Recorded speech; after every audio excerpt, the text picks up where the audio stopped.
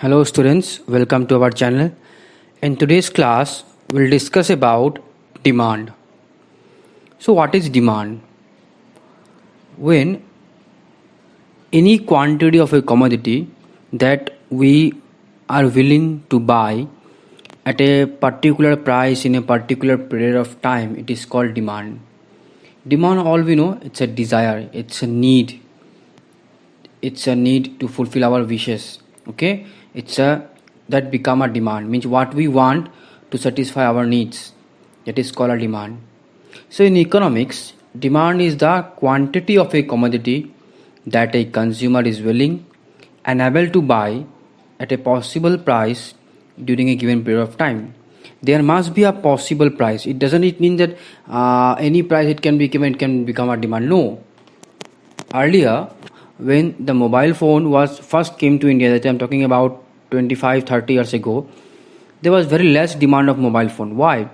Because it was too expensive of continuing the service.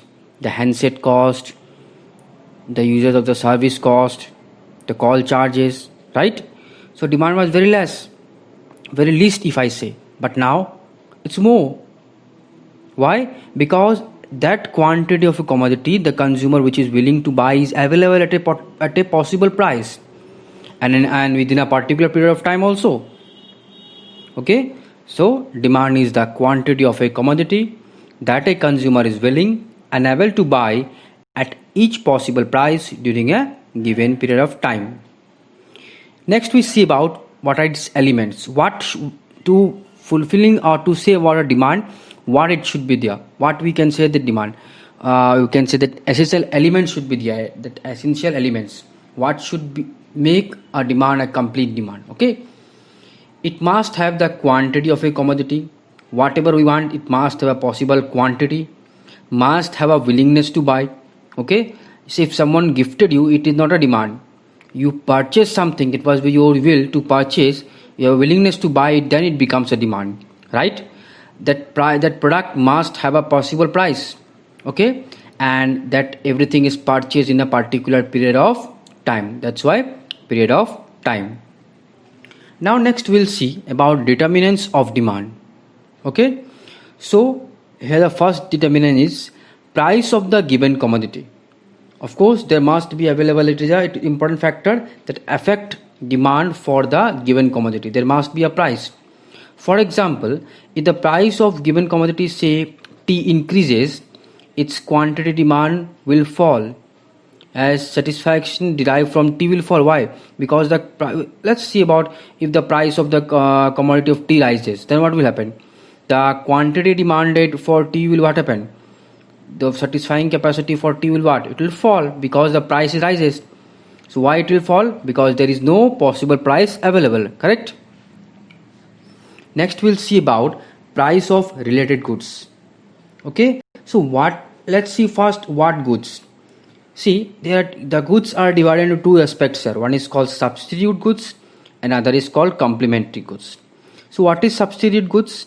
That's which is substitute of other. Suppose tea, coffee, Coke, Pepsi, ink pen, ball pen, pencil, ink, pencil, pen, rice, wheat.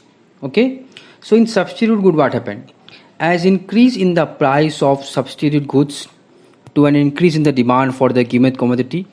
Okay, so if the price of suppose coffee increases, then what will happen? Then the demand of the commodity of tea will rise. Why? Because the price of the coffee has increased. Then the price what will happen? The consumer will, very number of consumer will move towards where? Towards tea, because tea will become relatively cheaper than coffee. So which will be more preferred? Tea rather than that of coffee. Then becomes, say, we can say what complementary goods. Suppose as increase in the price of complementary goods leads to an increase in the demand of the given commodity. So how we can say? Suppose if the price of complementary goods, say sugar increases, okay, then what will happen? Then demand for the given commodity tea will fall. Now how? What is called complementary here? So one is related with other. Now suppose we can say shoe and socks, tea and sugar, pen and ink, car and petrol, bread and butter, pen and refill, bricks and cement. So if the demand for a given commodity effect is increases or effect or it's then what will happen? The effect will go to the other one. Suppose if the demand for tea rises, the price of the tea rises, then what will happen? It will affect if suppose the price of sugar rises, then what will happen? It will affect the demand for tea. Why? Because the price of sugar has increases. It is now not in a possible price. Clear? Next come income of the consumer. Of course, the income of the consumer is also affect. If the given commodity is normal goods, then increase in the income will lead to rise in demand. Means if the given commodity, the commodities of normal goods, then increase in the income leads to rise in demand. Means then if the normal goods, the commodity is normal goods, then the demand, then the increase in income will lead to rise in the purchase of normal goods. Okay, while decrease in demand will reduce it. Again, if the given commodity is inferior, means not of proper quality of goods, then increase in income will reduce the price of purchase. It will reduce the demand of purchasing inferior goods. Why? Because if the income increases, then what will happen? People will purchase the normal goods, not the inferior quality of goods. Clear? Suppose we can say an example. Income the consumer increases. As a result, the consumer reduces the consumption of toned milk. And so if the consumer, there are two quality of good milk available here. One is called toned milk, other is called full cream milk. So if the income increases, what will the consumer do? It will purchase the toned milk or it will purchase the full cream milk. Of course, they will purchase the full cream milk. Why? Because the income has increased. Okay, so they will purchase the normal goods, not the toned one, inferior goods. Clear?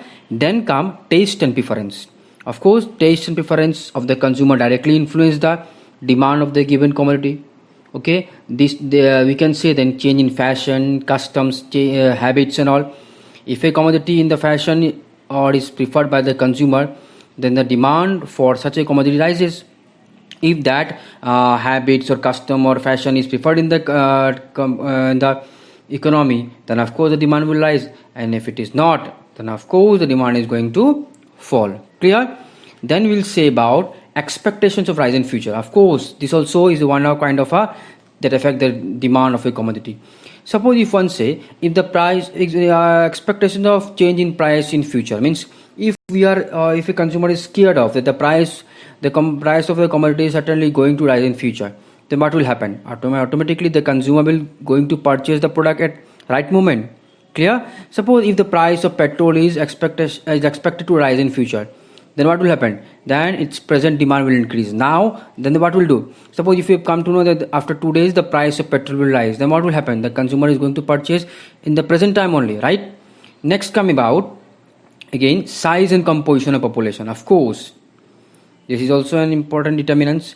If a market has large proportion of women, then what will happen? Then there will be more demand of articles of their use. Okay, suppose if a quantity of population it depend on a woman. Okay, so what will happen? Then their custom goods will more, then their quality of demand of good will be in a more proportion, right?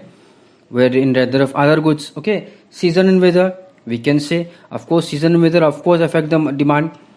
If suppose in the summer season, then in summer season the demand for cold drinks, ice cream is more than that of rather in winter season. Means what? The demand of such kind of ice cream or cold drinks is more in summer than that of in winter.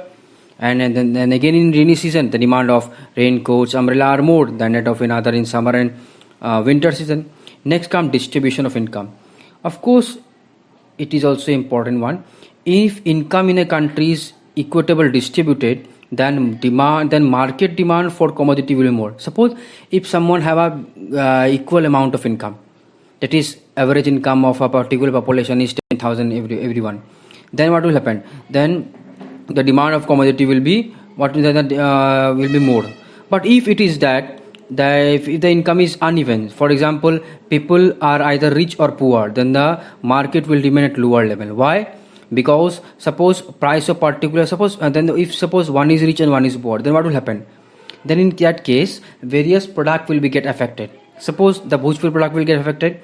Suppose if I say luxurious product like we can say vehicle, we can say jewelry, gold, this all will have what happened? This all will be mostly affected. Why?